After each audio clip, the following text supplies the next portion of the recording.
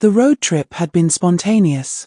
A long weekend, a borrowed van, and the promise of adventure had led Evelyn, Jake, MIA, and Ben to this remote stretch of highway flanked by dense, looming trees.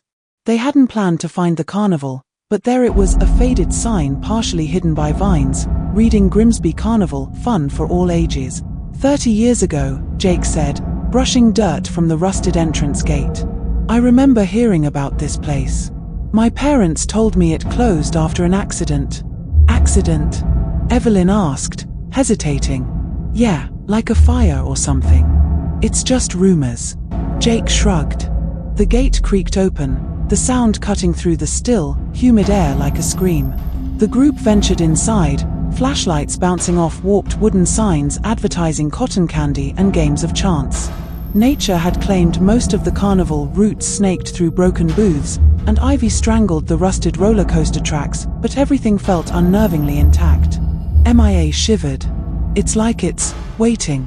As they explored, the group found the main square with its centerpiece, a towering Ferris wheel, its once bright paint now dulled to a sinister crimson. Beneath it, a carousel stood eerily still, the horses frozen mid-gallop. Ben climbed onto the carousel platform, grinning. Check it out. Still creepy after all these years. He reached for one of the horses, but the carousel jolted to life. The painted creatures began to move, their hollow eyes glaring, their mouths stretching wider than possible. Music crackled to life, warped and haunting. Ben jumped back, but the carousel spun faster and faster. Turn it off, Evelyn yelled, but there was no switch. The ride stopped abruptly, and the silence was worse than the noise. The horse Ben had touched seemed to follow him with its eyes. Let's go, MIA whispered, gripping Evelyn's arm. The group pressed on, drawn deeper into the carnival. They passed broken-down food stalls and a dilapidated funhouse. Whispers seemed to drift on the breeze, just out of reach. Then came the laughter, high-pitched, echoing, and wrong. It wasn't just children laughing, it sounded off, twisted. Did you hear that? Jake asked, his voice trembling. Of course I did. Evelyn snapped. We should leave. But as they turned to head back, the path they'd come down was gone. The way was blocked by towering carnival booths, their bright colors now muted and oppressive. The group stumbled upon the House of Mirrors. Its glass entrance gleamed, untouched by time.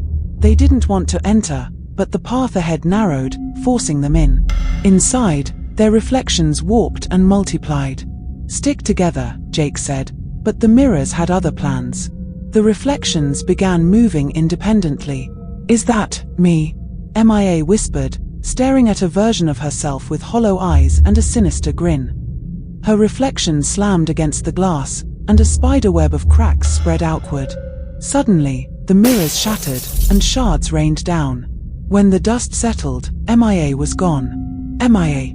Evelyn screamed, her voice echoing. But there was no reply. They ran, panic overtaking them, and stumbled into the big top tent. The once grand circus canopy sagged with age, but the interior was immaculate. The lights flickered to life, illuminating a dusty stage with empty bleachers all around. What is this place? Ben asked, his voice breaking. Before anyone could answer, the laughter returned, louder and closer. Ghostly figures began to appear in the bleachers, translucent children with sunken eyes, their smiles unnaturally wide. A deep voice boomed.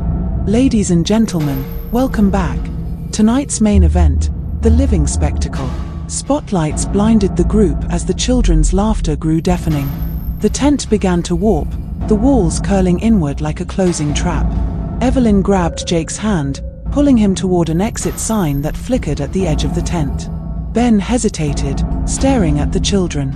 They're not real. They can't hurt us. But as he turned to leave, pale hands grabbed his ankles.